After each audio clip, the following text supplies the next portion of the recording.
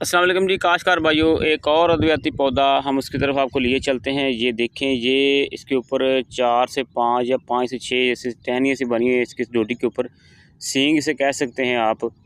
तो इसे कलवंजी के नाम से जानते हैं जी। अगर इसके बीज को निकाला जाए तो अक्सर जो है हम धोखा खा जाते हैं हमारे काश्तकार हज़रात के। ये तो प्याज का बीज लगता है, ये देखिए इस तरह सा होता है। इसके अंदर जो जितनी ये डोडियाँ बनी हुई हैं, इनके अंदर लाइनों के अंदर सीड होता है। याद रखें कि कलवंजी जो है, ये आपको पता है कि इसके अंदर मौत के अलावा हर बीमारी का इलाज है, हदीस नबी सल्लल्लाहु अलैहि वसल्लम है। तो ये देख सकते हैं कि इसके अंदर से सीड निकल रहे हैं, तो हर डिब्बे के अंदर से सीड निकलते हैं। असल कलवंजी की पहचान ये है कि अगर इसे आप सफ़ेद कागज़ के ऊपर डालेंगे ना, तो ये इसके अंदर से चिकनाई जो है वो निकलेगी। ये देखिए, ये ब्लैक सीड होते हैं इसके अंदर। तो काश्तकार भाई, इसे काश्त करके आप अज़ाफ़ी मुनाफा जो है कमा सकते हैं।